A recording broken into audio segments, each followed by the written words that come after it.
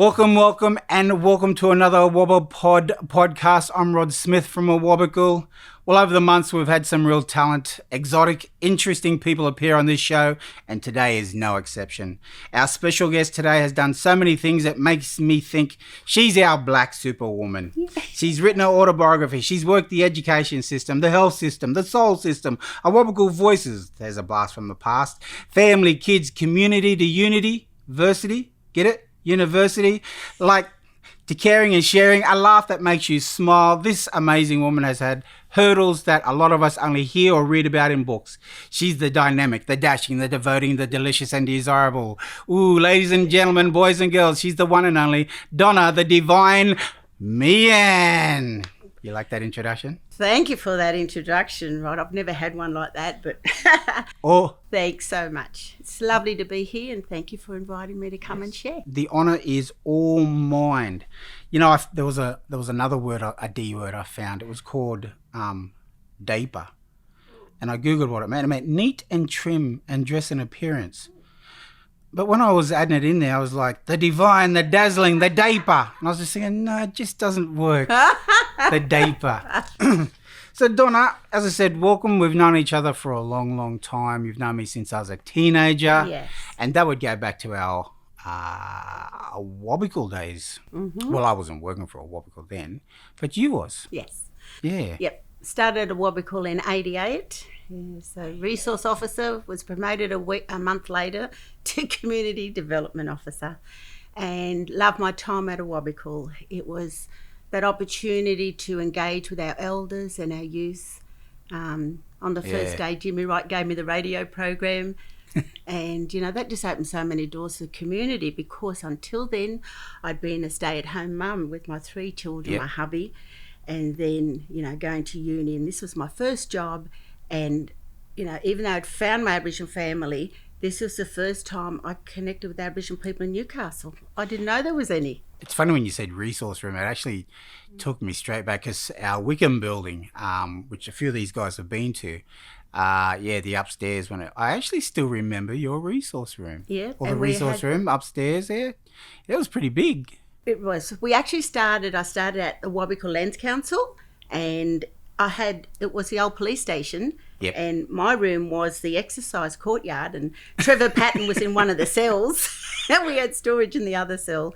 Then we went to Hannell Street, and right up in the tower I was developing our radio program, which was damaged in the earthquake. Yes.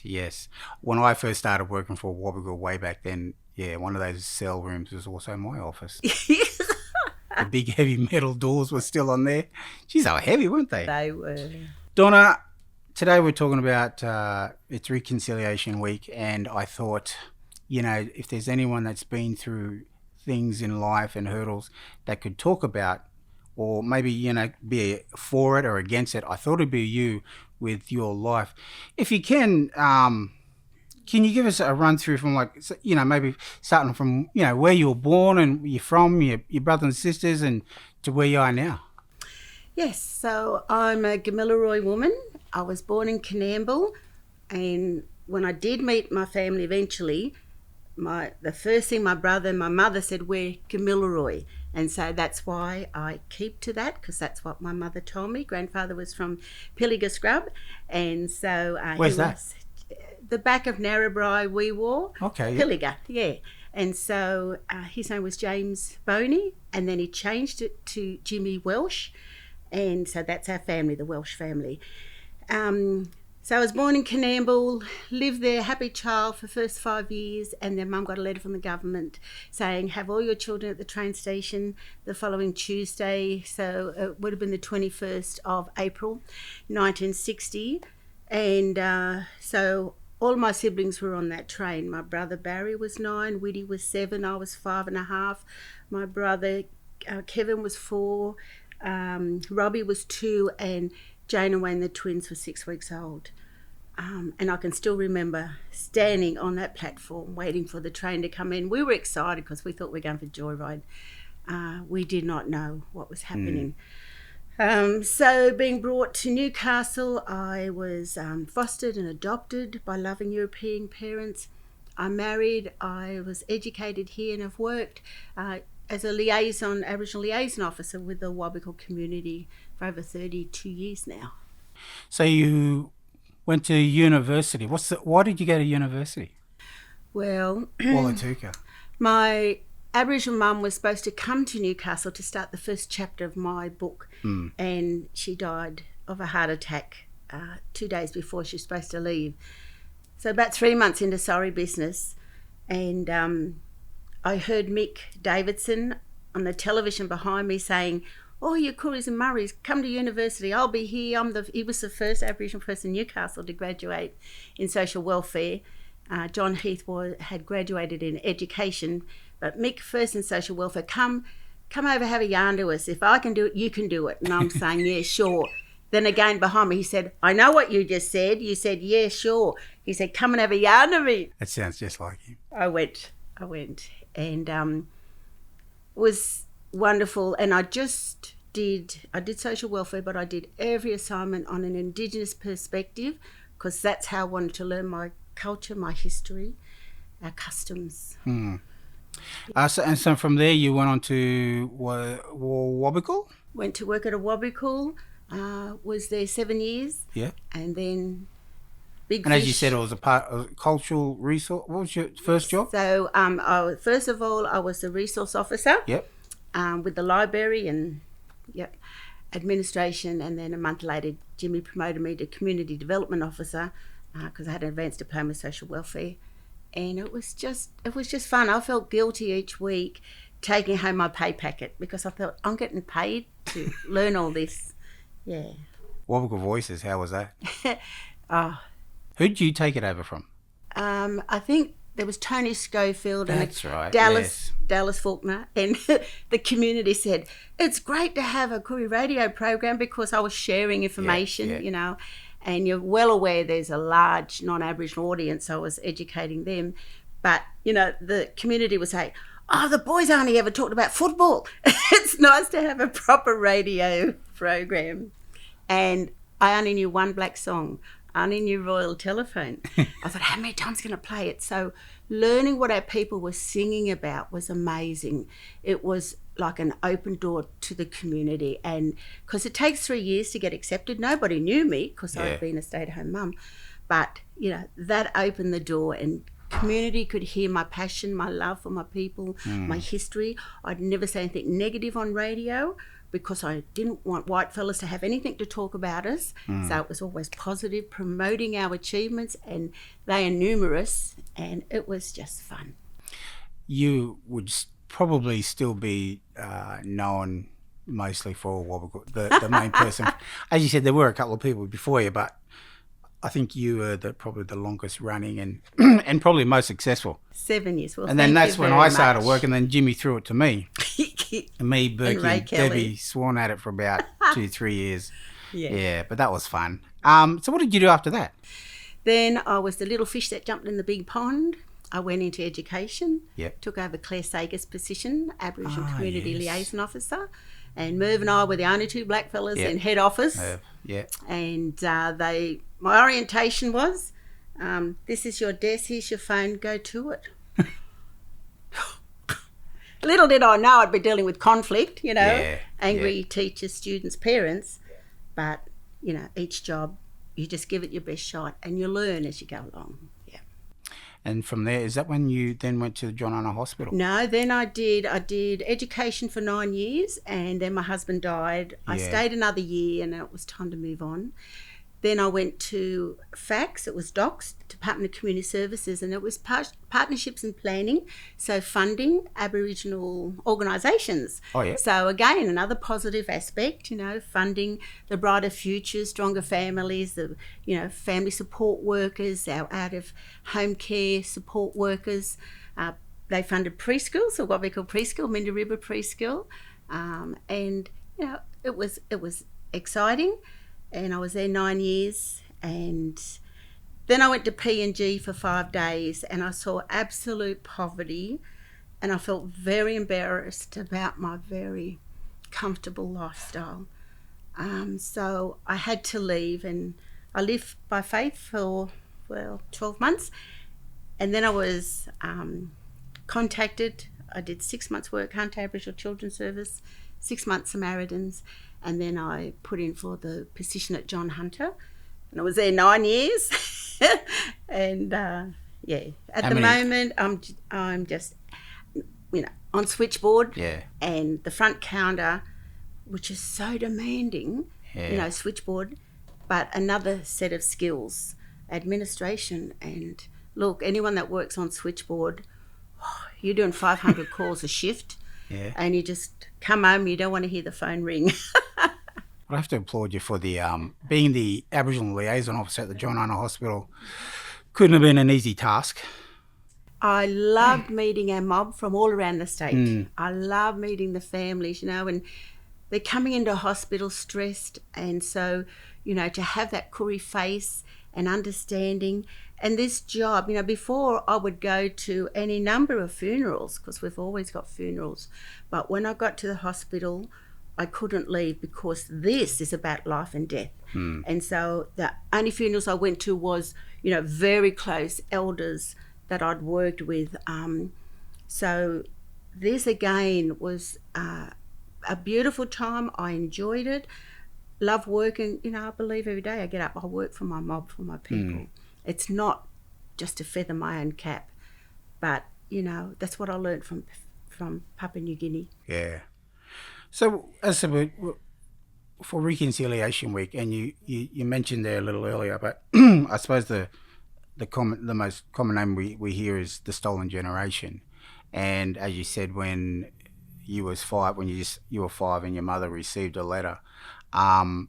So out of your experience, you've actually written a book about your story, and I was wondering if you could just read that part where you called the joyride, where when you was 5, and I suppose with the bit that I did read, I didn't know that what you just said, that your mother just received a letter for you just to show up at the train. So did she know what was going to happen? We often think about it now. When we were children were never allowed to come near the adults talking. They'd shoo us away. We'd have to hide behind a tin shack. We're trying to listen what they're talking about. You know what? I reckon they were talking about this. They're talking about the government coming, taking kids away at another camp, or this camp. Because the men used to go away, hunting, gathering, building fences, rabbit trapping, and they'd come home. Maybe it was once a fortnight, once a month, and then they would have a lot to talk about. So we weren't allowed to listen to anything. So I reckon that's what it was. So she knew that this was happening, but isn't it interesting, they came when the men were away working. And so with the policeman standing there with a gun, of course you have to surrender your kids. And that's why our men took a big fall, their grief and loss, because they're the provider, the protector. And then all the kids are gone when they come back to camp, and they're feeling so guilty and ashamed because they weren't allowed to defend their family. So that's why, when we were in uni, we're saying it's all women here, where are the men? But their grief was greater. So they had to deal with all of that sorry business. So if you could for us, if you could just read the first couple of pages. Okay, thank you. Joyride. The first train ride I took is as clear in my mind as if it happened yesterday. Mum had all us kids dressed up, our hair brushed, which was only done for special days, and we were constantly reminded to use our manners. Barry, Widdy, Robbie, Sooty and myself were put in the back seat of a taxi, while Mum sat in the front with the taxi driver. The lady taxi driver had known all the kids at the camp since their birth, and I thought it was strange that she and Mum didn't speak as we made our way along the bumpy red track leading from camp toward town. As I watched the red dust swirling from behind the vehicle, I remembered we were all dressed up and on our way to the station for my first ride on the big steam train. We'd always heard the faint train whistle from camp, and a few times we saw the clouds of smoke from the train, but I had never seen one close up. I sat impatiently in the back seat, clicking my shiny new black shoes together and admiring the new dress I'd been given for the day.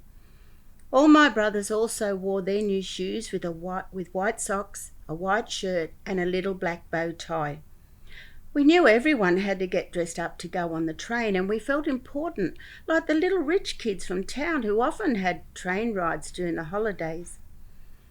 When we arrived at the station, we were surprised to see so many other kids and Mum waiting on the platform. All the children were happy and running in between the legs of their mothers, playing tips to fill in time. It wouldn't be long before the huge, powerful black train pulled into the station, as we could see the dirty grey smoke pouring into the air half a mile away. It was a rare treat for us kids at camp to climb into one of our uncle's old cars and be driven into town. So when Mum said it was time to take our seat on the train, we climbed aboard jubilantly, anticipating the joyride. We took a few minutes to decide who would have the window seat or sit near the aisle. Then we kept changing places to decide who'd sit next to whom. Mum hadn't taken her seat yet, so we all took turns inspecting the toilet, which fascinated us.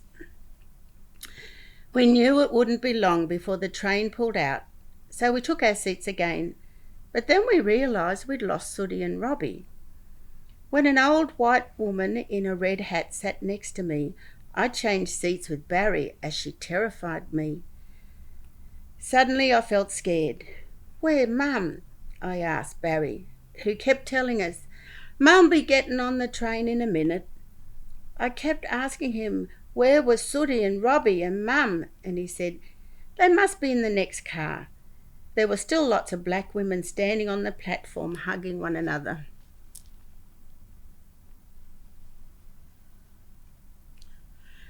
With a sudden jerk, squealing of brakes and a loud puff of the steam engine, the train shunted forward. Fear gripped my heart.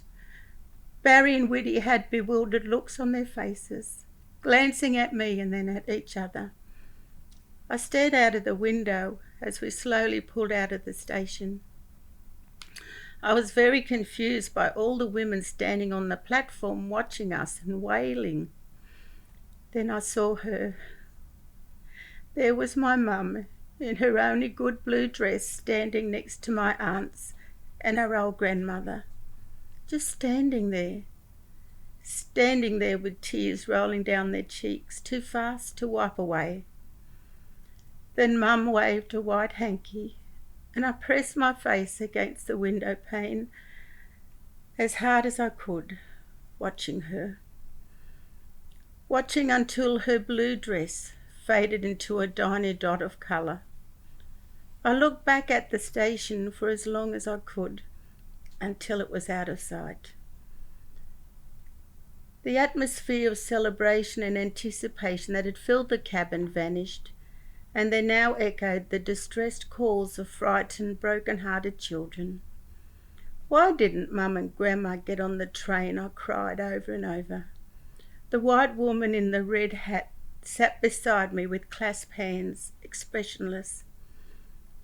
Barry reassured me, "Mum'll catch the next train. I'll look after you." But he was crying too. I didn't understand what had happened, why Mum had changed her mind, or why she would let us go anywhere without our auntie or grandmother to look after us. Firstly, thank you. Thank you for reading that. That is just, I mean, for a lot of people out there who have never heard of the Stolen Generation or don't even think it's real, I mean, to be sitting, I mean, you're probably one of the first people I remember hearing your story many years ago, and being old enough to actually understand. Because I used to hear things about it when I was younger, but Mum and Dad would just say, they would just say something real quickly and then just leave it at that. And they'd tell us, don't ask any more questions about that person. Yeah, so I suppose as I said, with it being reconciliation and you going through that traumatic experience, before I get into it, I suppose I'd like to ask you, how have you handled that? Like, is there somewhere in life where, you know, it just become like when you get old enough and it becomes a reality of what happened to you, and you really fully understand? How do you compute that in the brain? Because I mean, for me, the simplest things in life sometimes I struggle with, but to have something like that, and I also think, you know, I got a little 5-year-old girl at the moment. Yep. Well, as a 5-year-old, you don't know what's happened. As a 5-year-old, you're just told, you know, this is your new mummy and daddy, go with them. You go with them. I kept waiting for my brothers and siblings to come. They never came. We lived at White Bridge, and right in front of the house was a train track. And how many times I thought, if I just follow that train track, that'll take me back to the camp, not knowing how far it was. Going to school. When I was 12, 13, I was in denial. It was hard to say it was Aboriginal because back in the 60s, they didn't have the knowledge. Teachers weren't teaching any Aboriginal studies. And so I just lived in this vacuum. When I was 16, 17 working, I soon learned that if I lied, it was easier because you just want to be accepted. People will say, oh, excuse me, do you ask me? Do you mind if I ask you a question? You think, oh, no, what's coming? Are you Aboriginal? What nationality are you? Yeah. So I'd learned that if I said I was Aboriginal, that wasn't a good thing. They would look down upon you. But if I said I was Maori or Fijian, that was acceptable. So I used to lie just to get accepted at work. Yeah. Got married, had children. Every time I gave birth, I thought, where's my birth mother? Does she know where I am? Then it wasn't till I went to uni and I hear my first or maybe about the third lecture there, and, you know, Deirdre Heitmeyer's talking about stolen generation. And I'm thinking, that sounds like my story. I thought that just only happened to me. So that was a realisation, and I told my adoptive mum, and she couldn't believe it because they just wanted to adopt a child because they couldn't have any children. And they just wanted to say thank you to Australia for taking them in after the war. They were German, Yugoslav. So, you know, learning about what had happened to me at uni, and that's why I loved Aboriginal studies, because I was starting to put the jigsaw pieces. So your adopted parents had no idea? No. They just thought they were just adopting and helping. They just wanted a little Aboriginal child because they knew, they saw a lady with 2 little Koori kids and Dad said, go and ask where you buy these children. And Mum was so embarrassed, but when Dad spoke, you jumped. And she said, oh, I'm sorry, you know, because you see she's a white lady with these beautiful little kids. She said, look, here, you just write to the Australian, the New South Wales Welfare Association in Sydney, and they'll give you a child. They've got thousands of them. Yeah. It was just like that. That's how it was. Yeah. As I said, reconciliation. I looked up the word. To make good again or to repair. Reconciliation is meant to repair relationships that are broken. Is that door opened? Is the door open for you in reconciliation? Is there a Donna Meehan that's just going, you know what, I've just got too much anger or hatred in me and frustration, what happened and what they did, that don't even talk about reconciliation to me? So the Donna everybody sees isn't the Donna I was. I had to come to terms with my anger, and I remember being about 33, and I just woke up one day and I'm just sick of being angry. I remember when I met Archie Roach and Ruby, they came to Newcastle, and she said to me, you know what, we just woke up one day and Archie said, I'm sick of drinking, because he's trying to hide that pain of being taken away. I thought, yep, I get it. And so I had to make a decision, stop being angry, because you don't know what you're angry at. It's invisible. Yeah. You're angry at a system. You're angry at, you know, I don't know, it was politics at the time, but, you know, the system, oppression, I was living in isolation. I didn't know one black fella. Uncle Bill Smith was the first black fella I saw on television, and he'd set up the Wabakal Co-op. Actually, he was the second. The first one was Jimmy Little when he sang his song in 63. But yeah, just living in isolation. And then fast forward, my story's so different, Rod, because I had these beautiful adoptive parents who were experiencing racism, being German. Yeah. The names that Mum and Dad got called. They were professionals in their own country, but coming to this country, then, Mum's cleaning toilets at Thredbo for 3 months and Dad's a gardener. So having those special parents, and then my husband marrying a non-Aboriginal man. I hadn't met any black fellas, so it never entered my mind. And when I went to uni, I'm getting judged, oh, you married a white fella, and half of them had two. But, when Uncle Bob Randall came to my place, I said, Unc, did I do the wrong thing into marrying? And he said, daughter, he called me daughter. He said, love doesn't have a colour. Yeah. So, reconciliation, it's not just a theory or a policy. Reconciliation is spiritual. Yeah. And when I was in schools, we taught the kids about, reconciliation. We teach the kids reconciliation is about living and working together in peace and harmony. And who doesn't want that as an adult? So, I talk about practical reconciliation. Like I said, all of those factors in my life has made me who I am. If I'd married the wrong man and he flogged me and he drank and all that, I wouldn't be who I am.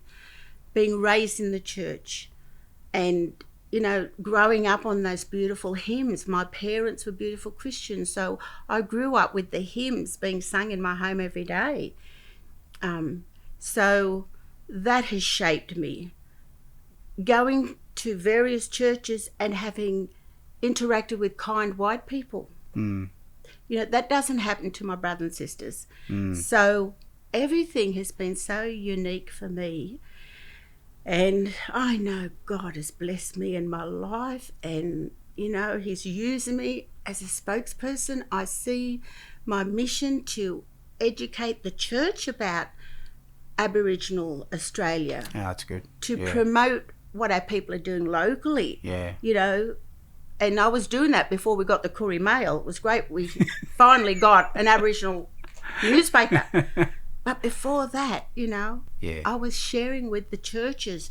And I would take the coordinators from Awabapod to these reconciliation circles. And, dear old Uncle Dave Neen would speak. Oh, yeah. And then we had different workers, and then they all became separate organisations. But so spirituality for you has been a strong point, strong healing, and was that one of the main things? And also, as you said, having that circle of good people around you. Yeah, makes all the difference. And so I love, the Word of God and being obedient to it. I taught Sunday school scripture and then youth group and then, just going through. And the churches have been welcoming to me. And it has brought healing and peace and comfort.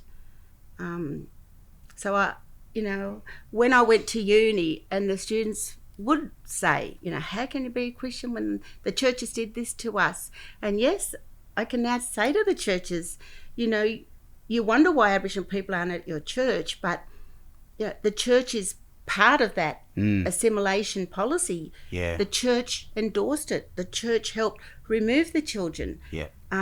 So I understand their brokenness. Yeah. And so it's that to dance with creative tension, to both be willing to come together and to sit. When we sit down and share story and break bread, have a cuppa together, when we look each other in the eye, that's when we're looking at humanity. Yes, yeah. And that's when there's a change. When I'm doing cultural awareness, I aim for the heart. Change the heart before you can change the head. That's good. So it's it's between survival and success. I guess success is what did it cost. But, I choose to keep moving forward. And yep, I've heard all the most negative comments. I could write a book about that, but to overcome that. And usually I find that anger, racism, it's really based in fear. What are you scared about? Yeah. But when I look at the Human Rights Convention, economic and cultural rights, I talk about diversity and equity. We've got rights. I had a minister say to me once, 1990, and I can tell you which church, and he said, why don't Aborigines step off the footpath anymore and let us pass? And I nearly died. I thought, I didn't hear right. I said, pardon? And he said it again. And I had Sandra Biles with me, drug and alcohol counsellor. Yeah. And she said, should they have to? And then there was a discussion amongst the people. We share the footpath, who gets there first, and, we step off the side. And it just showed me where his mindset was. Yeah. So that keeps driving me, even though I went home and cried my heart out. Mm. And I said, Lord, but he's a pastor. And the Lord said, but he's not listening to me either. Yeah. That's good. Yeah. But I like what you said, that there are lots of different circles out there, and churches being one of them. But you're also being an ambassador for Aboriginal rights and Aboriginal education, I should probably say, in the past, and making them known that, because a lot of non-Aboriginal people say, but that was in the past, it's not our fault. But it's like, but the past that was set up is still, the rules, the regulations, a lot of those are still in place. That's right. And it still benefits them. Yes. And that's why Aboriginal people today, still a lot of us, we still get angry and frustrated at the system. Yeah. Yeah. So I loved how you read the Joyride. It was, just hearing you, and I was picturing, you read it like as if you was 5 years old, which made it even more emotional. Did you ever meet your mother again, for those who have never heard your story? So, your real mother, I should say? I found my birth mum. Yep. And we wrote for 3 years, sparingly, because what do you really write about? Because so much water's gone under the bridge. How did you get back in contact? So I knew as a 15-year-old, a teacher came to me at high school. I went to Wickham Girls High, which is next door to where Awabapod. Oh, did you really? That's where I went. And this teacher came up to me, PE teacher, Mrs. Brown, and her husband was in the welfare sector. She said, Donna, when you're ready, when you're 15, just go into the welfare and they'll give you a train ticket and you can go back home. But I didn't want to. I believe they sent me away. That's what a 5-year-old thinks. Yeah. 10-year-old, 15-year-old. I thought, they didn't come looking for me. I don't want to find them. And that's why I didn't go home. But all my other siblings went home when they were 15, back to Canamble. I was now 25. Went to a ladies' meeting at Toronto, where I now live. And there's one Aboriginal woman in the room. And I went up to her. I was very shy. I was very nervous. And I eventually went up to her morning tea. And she said, what's your name? I said, Donna Meehan. And she said, where you from? I said, Edgeworth. No, where you really from? Edgeworth. Where you been born? I said, oh, Canamble. My husband is your cousin. She said, Donna, we've been looking for you everywhere. I didn't even say Welsh. She just said, your mother is my husband's auntie. Oh, wow. So that was Uncle Cyril Welsh, and he came round that night, gave me the address. I wrote, Mum came to Newcastle on my 27th birthday and started reconnecting. She was teaching me about black ways. I was teaching her about the church, and I met all my siblings. I was the last one to come home. But they all knew I was going to come home. They were all on the corner at the post office waiting for this Tirana to pull into town. They just knew I'd come home one day. Mm. And, when I read autobiographies and stories when our people went back home and they were rejected a second time by their own mob, how heartbreaking. You can't heal from that, and Yeah, we had Awabapod through Moya Farrell and the Aboriginal Support Group. Oh, yes. We did the first reconciliation circle up on the foreshore. We had a smoking ceremony.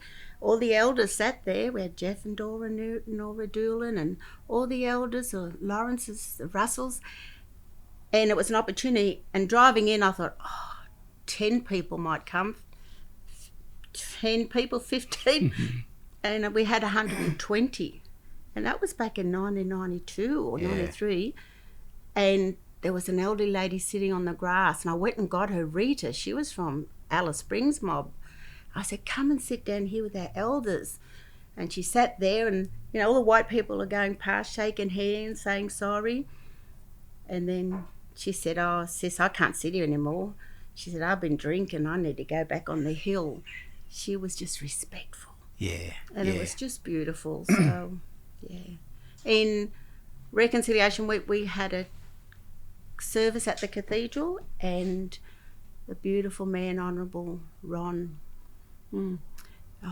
Anyway, this elderly man, Ron Wilson, he came, and he had just finished that tour around Australia with Auntie Laurel Williams and a heap of others doing the research for bringing them back home.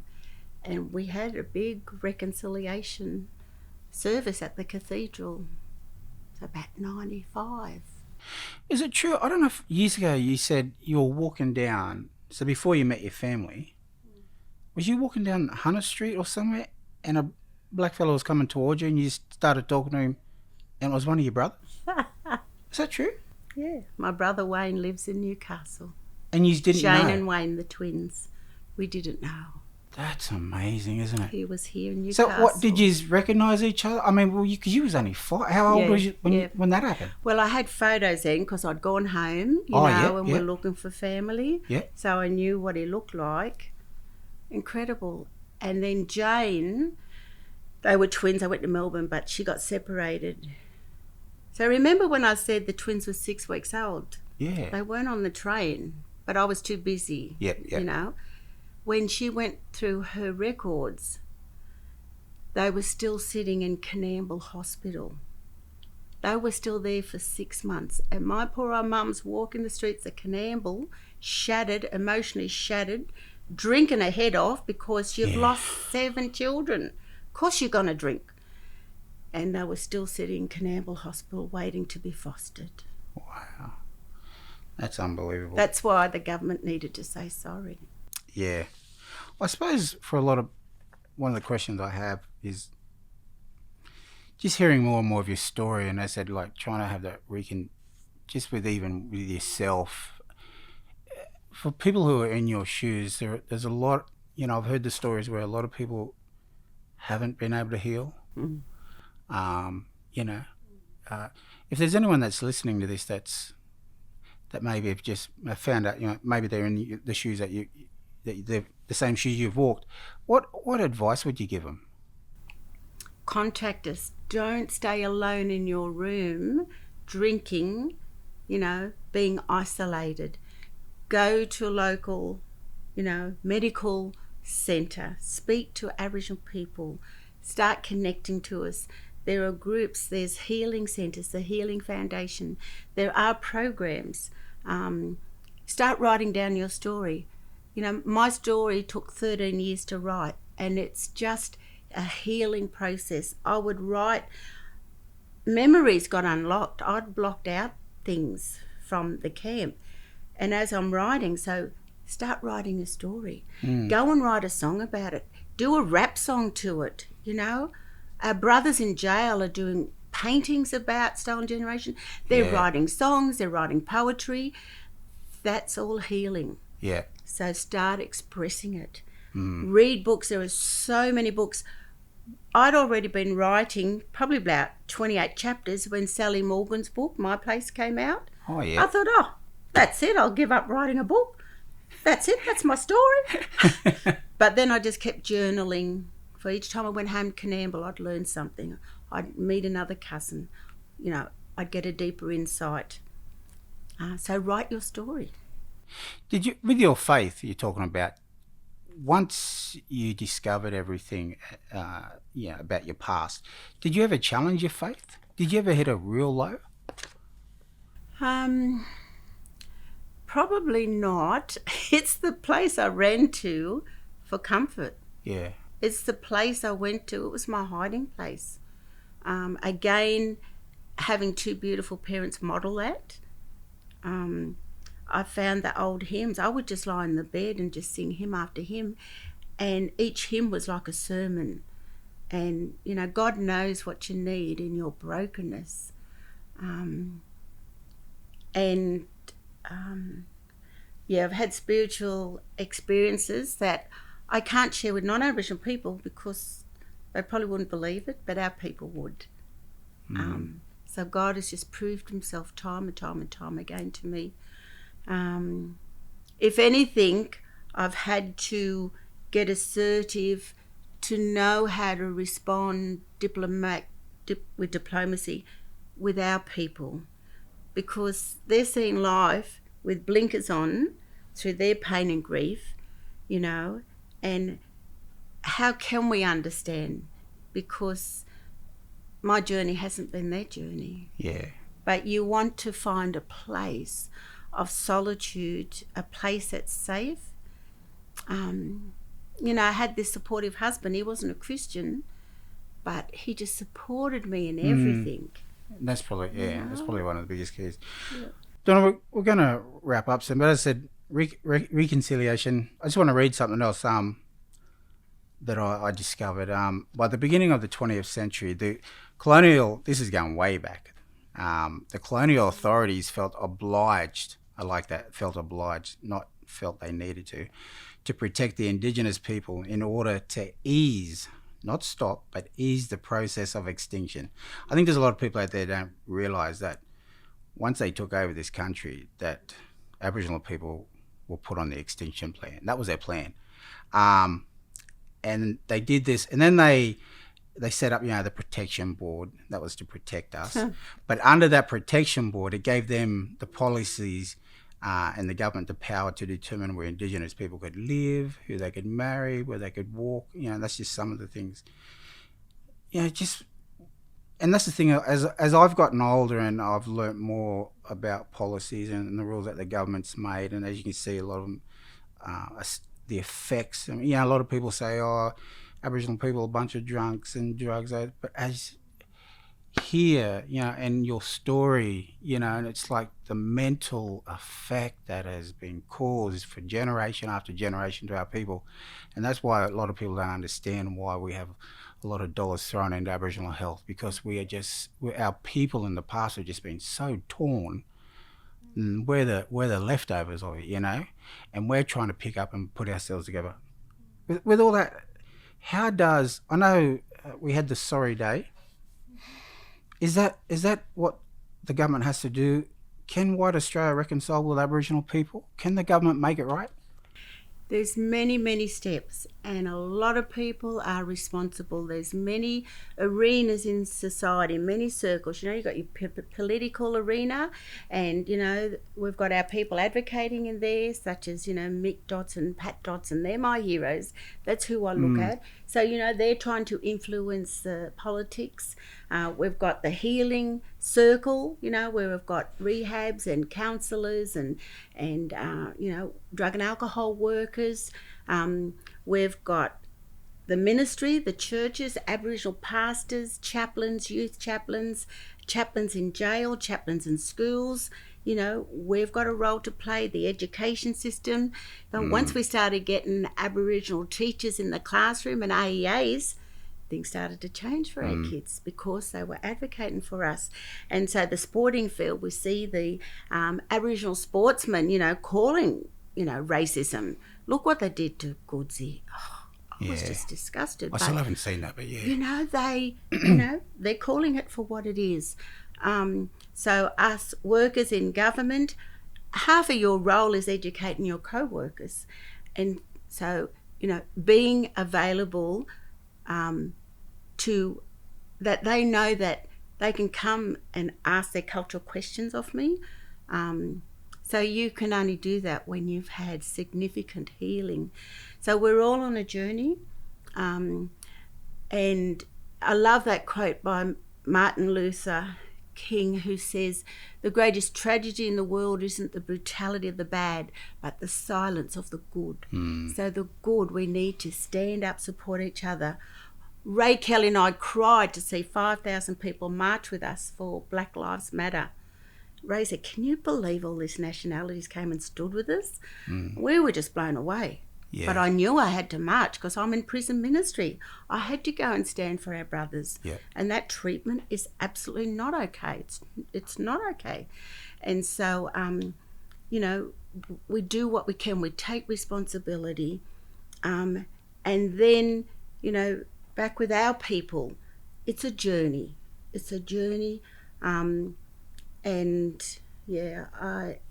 just pray that you find someone you can confide in and go to.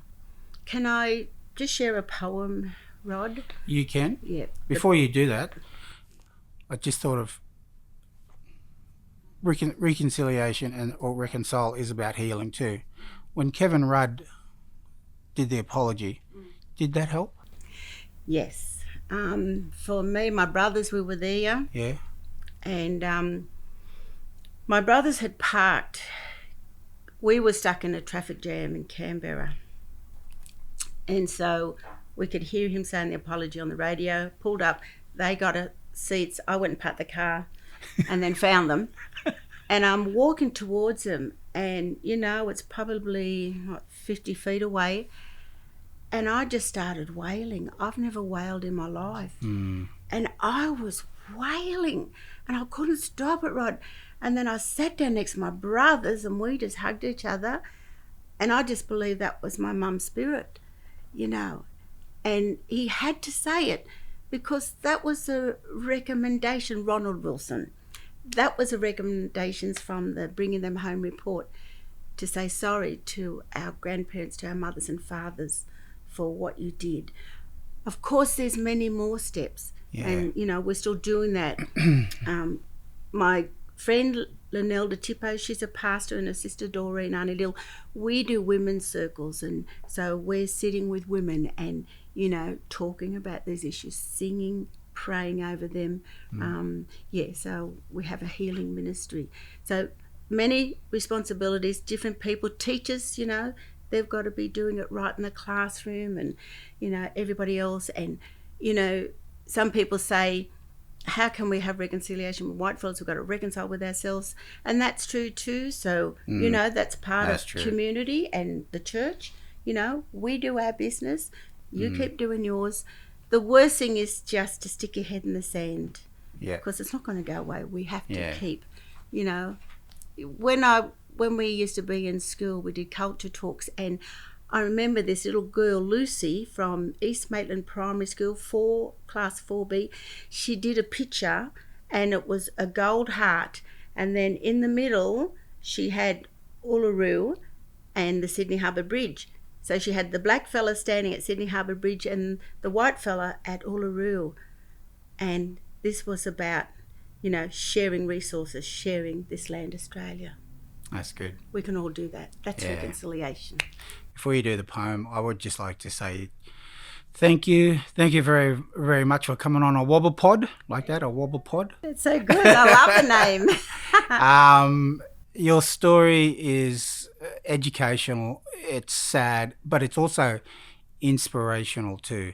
And it's also inspirational in the sense of, as I said, I've known you for a long time, and I actually remember, when you first used to tell your story, and compared to how you tell it now, I just want to say, you've grown so much. I think you're amazing. I think you're amazing to achieve what you've done from what you've come from. And if you could, if you want to finish this off, that would be great. Thank you so much, Rod. That's great. So this is called The Past. It's from Ujuru of Noonuccal, from her book My People. And our grandparents were given white names. They had their names taken off them. So white Australia knows her as Kath Walker, but she took back her tribal name in 88, the bicentenary. And one of my favourite poems. But it says The Past. Let no one say the past is gone. The past is all around us and within. Haunted by tribal memories, I know this little now, this accidental present, is not the all of me, whose long making is so much of the past. Tonight, as I sit here in suburbia, in easy chair beside electric heater, warmed by the red glow, I fall into a dream. I'm away at a campfire in the bush, sitting on the ground with my own people. No walls about me, the stars over me, the tall surrounding trees that sway in the breeze making their own music. Soft cries of the night coming to us, there where we are all one with all old nature's lives, known and unknown, in scenes where we belong, but have since forsaken. Deep chair and electric heater are but since yesterday, but 1,000 campfires are in my blood. Let none tell me the past is dead, for now is so small a part of time, so small a part of all the race years that has moulded me. The past isn't even past. Thank you, Donna. Wow. Thank you. You know what we forgot to do? What is that sitting down there? That's all right. No, hold it up. Before we finish, as we said, she's an author. Hold it up, Donna. What's it called? It is no secret. And that photo, oh, look at that. When I look at that photo, when I first saw that photo of you as a little 5-year-old, so that's the photo of you your first day in Newcastle. Yep, and Wow. the only first photo. My mother didn't have any photos of her children before they put us on the train. So that's what I was wearing when we left Canamble when I arrived in Newcastle. And It Is No Secret was the first song my Aboriginal mum sang to me when she came to Newcastle. What's that one? And then we have a French edition. So How my did little that happen? book has gone all around the world. So that's a French edition. And then I sold 350 at the Sydney Olympics in 5 days. I was selling 1 to every 15 at Kathy Freeman's, and I thought, I'm not even a sports person. So then we got Reader's Digest. That was 25,000 print run in New Zealand. And it's on ebooks now, and of course now we're doing pod stations. So they can. It's also at the public library. Okay. And it's recommended text for Aboriginal Studies Year 11 and 12. And I need to do some more writing. Yes, you do. Thank you, Donna. Thank you, Rod.